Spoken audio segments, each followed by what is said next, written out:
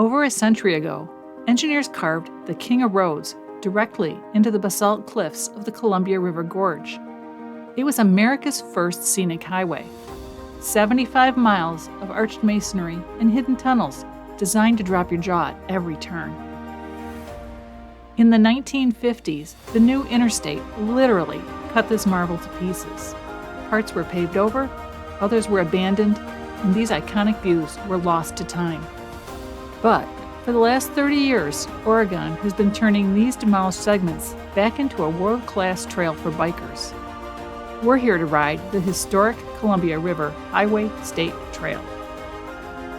Today, there are a total of 16 off-road miles in 3 disconnected segments for biking.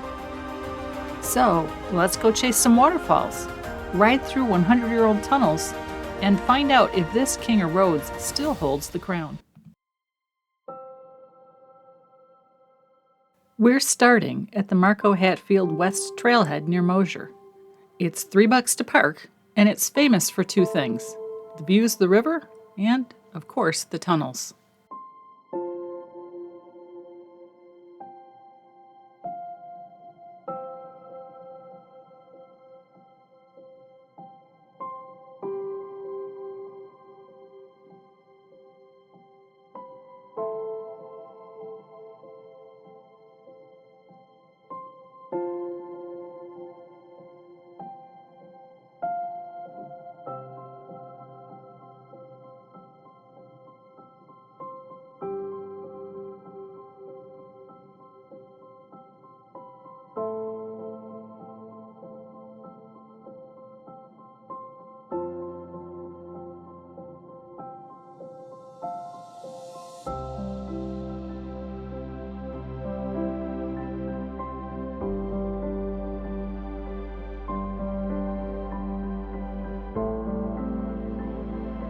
We were barely half a mile in when Randy noticed his front tire going soft.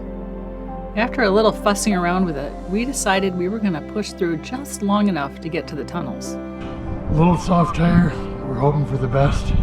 Got a small pump, and if I need to pump it up, I guess I will. These tunnels were carved between 1913 and 1922. It feels like we're riding through a time machine.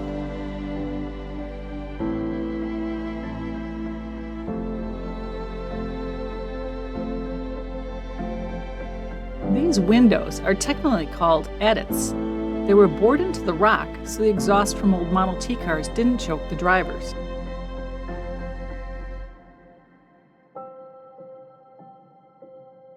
They say if you look closely at the basalt walls inside the tunnel, you can see names and dates carved into the rock. In November 1921, a massive snowstorm trapped several motorists inside these tunnels for 9 days.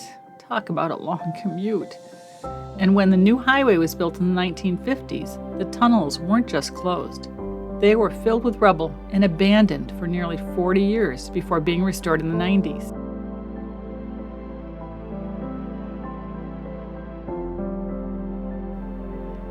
Notice how this section isn't a full tunnel. It's a gallery with a cement roof and open pillars. Engineers built it this way because the rock above was too unstable to bore through completely.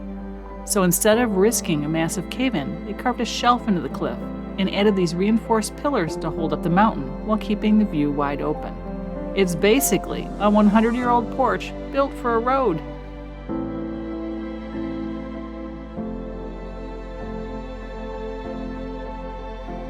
We wanted to ride a little further, but we were worried that tire wasn't going to hold. So we headed back to the car and to a repair pit stop in Hood River.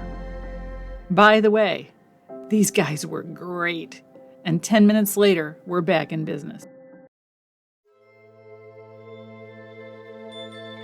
We parked in the Viento State Park lot and headed west first, but we didn't go very far before we hit a dead end. Part of this trail is still a work in progress as ODOT restores the old segments. So we flipped it.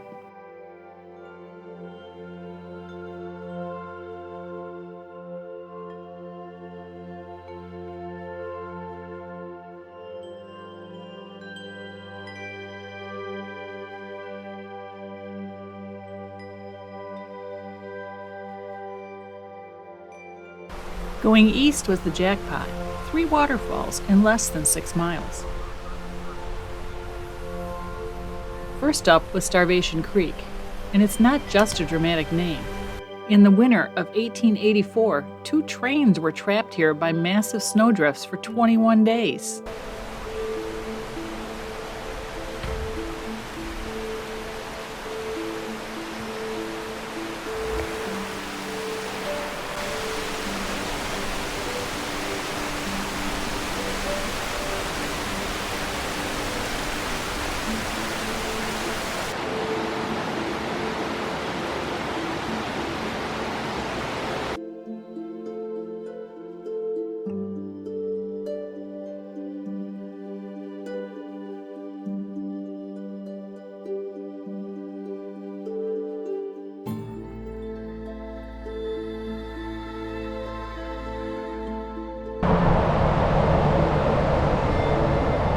Stop!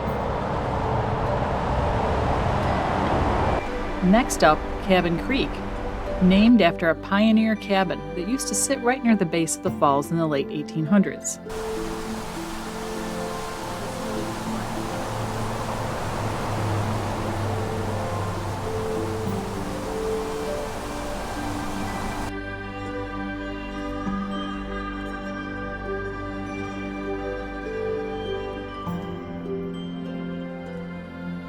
Then there's Hole-in-the-Wall Falls.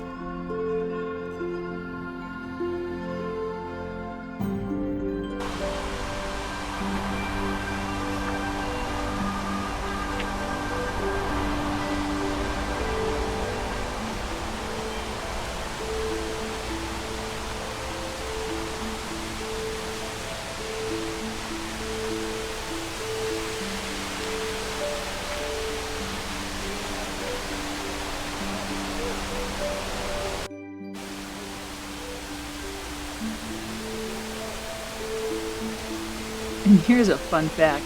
Before 1938, this waterfall didn't exist. It was originally Warren Creek, but it kept washing out the road. Engineers finally said enough and blasted a tunnel through the mountain to divert the water. Now, the creek shoots right out of that man-made hole.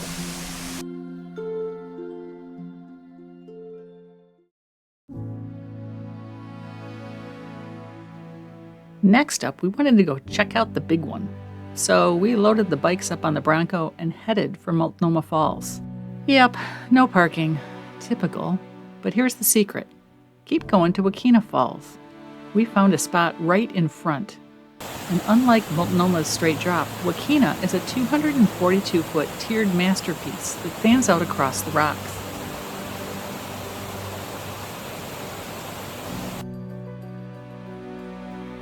To get to Multnomah from here, it's a half-mile hike on a cliffside trail.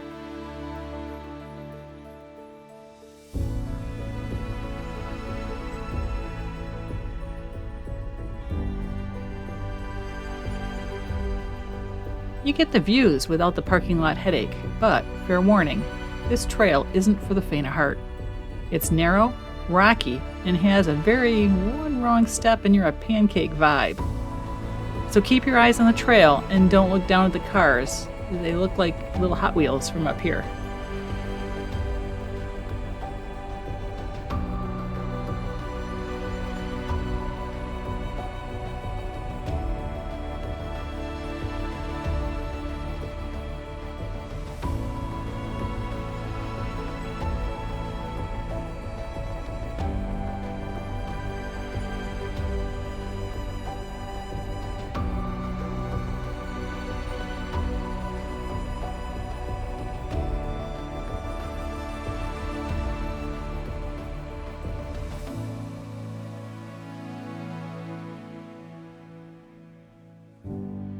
Standing at 620 feet, Multnomah Falls is a monster.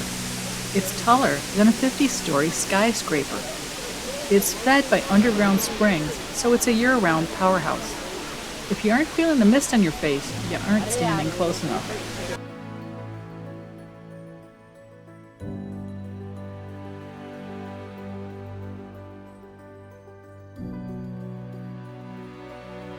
We took the trail up to Benson Bridge, built in 1914. It's named after Simon Benson, who owned the falls and basically gave them to the city of Portland, so it would never be turned into a private resort.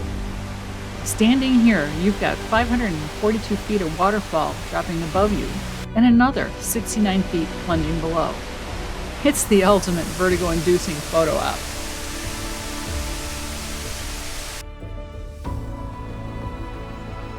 Let's hit one more waterfall.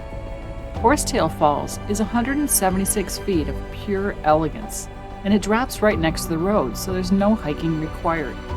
In the old days, stagecoach travelers used to stop here specifically to wash the dust off their horses, which is exactly how this beauty got its name. There's a secret second waterfall right above it called Ponytail Falls. You can actually walk behind it, but it requires a bit of a climb. We decided we had to ride the last leg, the Bonneville Segment. So we parked at the fish hatchery and learned a quick lesson. Going west means stairs. When the original highway was destroyed for I-84, engineers had to get creative and reconnect the trail. You aren't just walking up a few steps, you're hauling your bike up a massive elevation gain.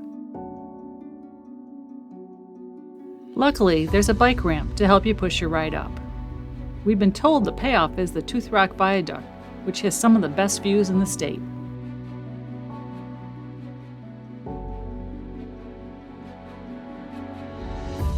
But we weren't sure that lugging our heavy e-bikes up and back down the stairs was a good move, so we chose to go east, a smooth, scenic ride to Cascade Locks.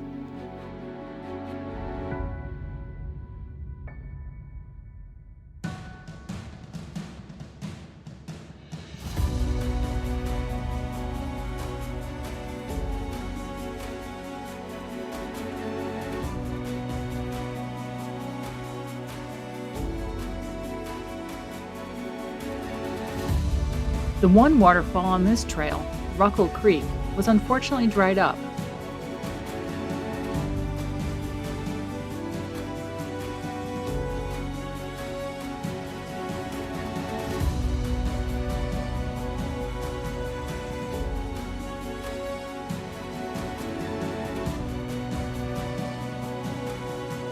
The trail switched to on-road at the base of the Bridge of Gods.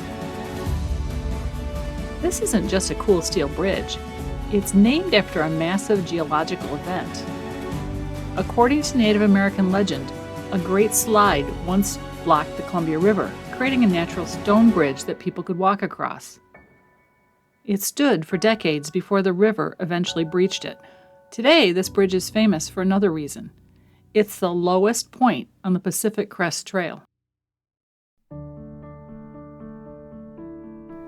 Flat tires in Mosier, dead ends at Mitchell Point, cliffside nail-biters to Multnomah, and the Stairs of Doom at Bonneville. This day didn't go according to plan, and honestly, it was better because of it. The historic Columbia River Highway State Trail is a masterpiece of engineering, a bit of a puzzle, and a total blast. And we're wrapping it up at Izaka in Cascade Locks, with the most beautiful and tasty margarita flight we've ever had.